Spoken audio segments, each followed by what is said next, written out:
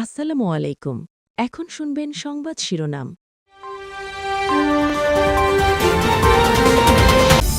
চিত্রে শপথ করিতেছি যে সংসদের স্পিকারের কর্তব্য সংসদের স্পিকারের রাষ্ট্রপতির ভাষণ ঘিরে অধিবেশনে উত্তাপ, বিরোধী দলের ওয়াকআউট, গণ অভ্যুত্থানের মধ্যে দেশে ফ্যাসিস্ট সরকারের পতন হয়েছে বললেন রাষ্ট্রপতি। খালেদা জিয়া, খামেনি সহ বিশিষ্টজনদের মৃত্যুতে সংসদে শোক প্রস্তাব গৃহীত, অন্তর্বর্তী সরকারের জারি করা 133 অধ্যাদেশ উত্থাপন। বাগেরহাটের রামপালে বরযাত্রীবাহী মাইক্রোর সাথে বাসের মুখোমুখি সংঘর্ষ, বর কনে সহ 14 জনের মর্মান্তিক। এতক্ষণ শুনছিলেন সংবাদ শিরোনাম। এখন শুনবেন বিস্তারিত। অর্থবহ ও কার্যকর গণতন্ত্রের অঙ্গীকার নিয়ে শুরু হলো ত্রয়োদশ জাতীয় সংসদের প্রথম অধিবেশন। যদিও রাষ্ট্রপতির ভাষণের প্রতিবাদে শুরুর দিনে ওয়াকআউট করেছে বিরোধী দল। এর আগে রাষ্ট্রপতি আলাদা কক্ষে নতুন নির্বাচিত স্পিকার হিসেবে শপথ পড়িয়েছেন অবসরপ্রাপ্ত মেজর হাফিজ উদ্দিন আহমদ ও ডেপুটি স্পিকার ব্যারিস্টার কায়সার কামালকে। সংসদের সূচনা বক্তব্যে প্রধানমন্ত্রী তারেক রহমান বলেন, সংসদকে তর্ক বিতর্ক আর জাতীয় সমস্যা সমাধানের কেন্দ্রবিন্দুতে পরিণত করা হবে। গুরুত্বপূর্ণ ইস্যুতে বিরোধী 11 দলের সঙ্গে আলোচনা করার প্রত্যাশা জানিয়েছে বিরোধী দলীয় নেতা ডাক্তার শফিকুর রহমান। জুলাই গণ অভ্যুত্থানের প্রেক্ষাপটে নতুন বাংলাদেশ গণতান্ত্রিক পথ চলার নতুন অধ্যায়ের সূচনা। ত্রয়োদশ জাতীয় সংসদের প্রথম অধিবেশন শুরু হয় বেলা 11টায়।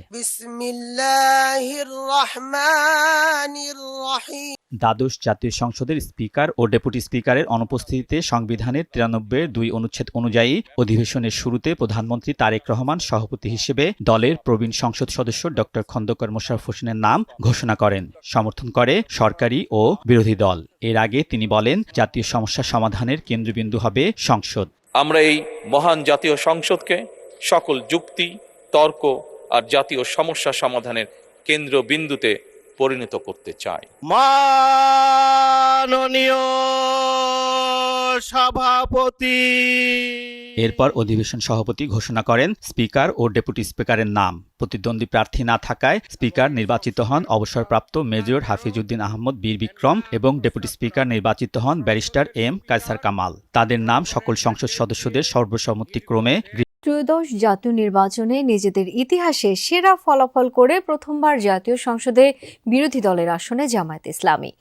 এর আগে কখনো সংসদ সদস্য নির্বাচিত না হওয়া জামায়াত আমিরও প্রথমবারের মতো হলেন বিরোধী দলীয় নেতা। তাই তো ঐতিহাসিক সংসদের প্রথম অধিবেশনে জুলাই অভ্যুত্থানের শহীদদের প্রতি কৃতজ্ঞতা জানিয়ে দিলেন জনগণের অধিকার রক্ষা ও ন্যায্য সরকারের প্রতিষ্ঠার বার্তা। বৃহস্পতিবার ত্রয়োদশ জাতীয় সংসদের প্রথম অধিবেশন শুরুর আগেই সংসদে একে একে প্রবেশ করেন বিরোধী দলের নেতারা। বেলা 11টায় শুরু হয় ত্রয়োদশ জাতীয় সংসদের ঐতিহাসিক অধিবেশন। সভাপতিত্ব করেন বর্ষিয়ান রাজনীতিবিদ বিএনপির স্থায়ী কমিটির সদস্য ডক্টর খন্দকার মোশাররফ হোসেন। সভাপতি হিসেবে তাকে স্বাগত জানান বিরোধী দল, তবে জানান আক্ষেপের কথাও। মহান সংসদের সভাপতি করার জন্য যার নাম প্রস্তাব করেছেন, উনি অত্যন্ত একজন সজ্জন, উনি অত্যন্ত প্রাচীন রাজনীতিবিদ। জুলাই সনদ অনুযায়ী সংসদের স্পিকার সরকারি দল থেকে আর বিরোধী দল থেকে ডেপুটি স্পিকার দেওয়ার কথা থাকলেও জুলাই সনদ নিয়ে বিএনপির গড়িমসির কারণেই তা গ্রহণ করেনি জামায়াত। তবে নবনির্বাচিত স্পিকার ডেপুটি স্পিকারকে স্বাগত জানায় দলটি। বিরোধী দলের সাথে আলোচনা করলে পূর্বাহ্নেই এটার পরিবেশটি আরো উন্নত হয়, আমি সে আশাবাদ ব্যক্ত করে। এর আগে সংসদের প্রথম অধিবেশনে প্রথমবারের মতো বক্তব্য রাখেন বিরোধী দলীয় নেতা ও জামায়াত আমির ডাক্তার শফিকুর রহমান। বলেন, সংসদকে শক্তিশালী করার পাশাপাশি জনগণের অধিকার রক্ষা ও ন্যায্য সরকার প্রতিষ্ঠায় ভূমিকা রাখতে চায় তার দল। আজকের এই সংসদে অনেক তরুণ সদস্য এখানে আজকে এসেছেন। আমিও বয়সে একটু বেশি হলেও আমিও তরুণ। আমার জীবনে এটা প্রথম এই সংসদে ঢুকে, সুতরাং আমিও তরুণদের একজন।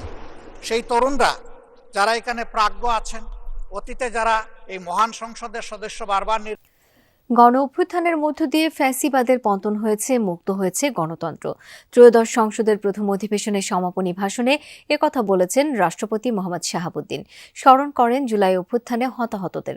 বলেন, আওয়ামী লীগ দেশকে দুর্নীতিতে চ্যাম্পিয়ন বানিয়েছিল।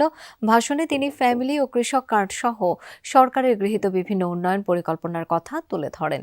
রাষ্ট্রপতির ভাষণের সূচনাতেই তার অভিশংসন চেয়ে বিক্ষোভ দেখায় বিরোধী দলীয় জোট।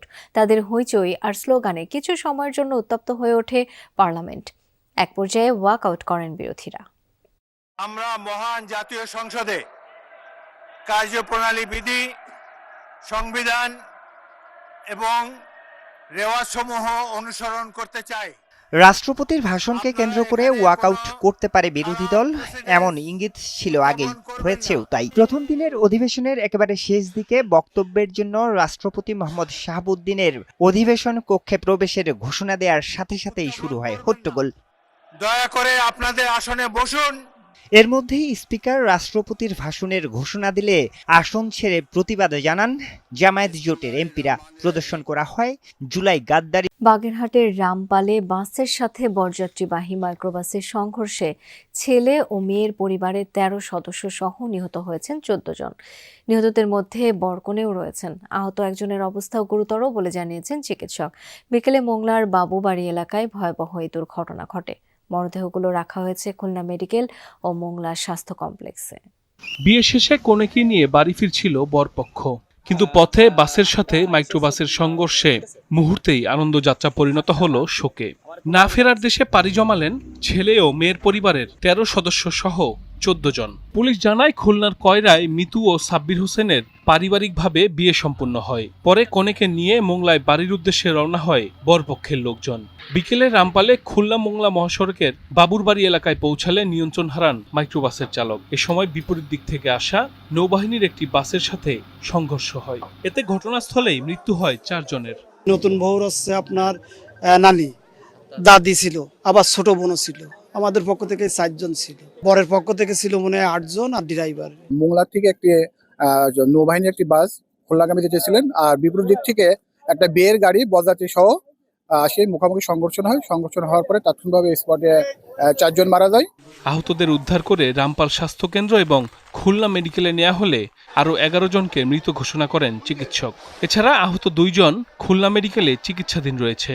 এই ফ্যামিলির যে বড় সন্তান নাম জনি, সে আমাকে আনুমানিক ৪:৪৫-এর দিকে ফোন দিয়ে বলল যে মিঠু, আমার ফ্যামিলির সবাই একই গাড়িতে ছিল, আমি বাদে বাকি সবাই একই গাড়িতে ছিল, তারা সবাই অ্যাক্সিডেন্ট করে মারা গেছে। ৯ জন এসেছিলেন, তার মধ্যে ৯ জনই মানে ৮ জনকে আমরা মৃত অবস্থায় পেয়েছি, আর একজন হচ্ছে খুবই সংকটাপন্ন অবস্থায় ভর্তি হয়েছিল, এখন চিকিৎসাধীন অবস্থায় মারা গেছে। দুর্ঘটনার খবর পৌঁছালে বর ও কনে পক্ষের এলাকায় নেমে আসে শোকের ছায়া। সাইফ আহমেদ, যমুনা নিউজ। কেবল শিল্প খাতে যারা বিনিয়োগ করেছেন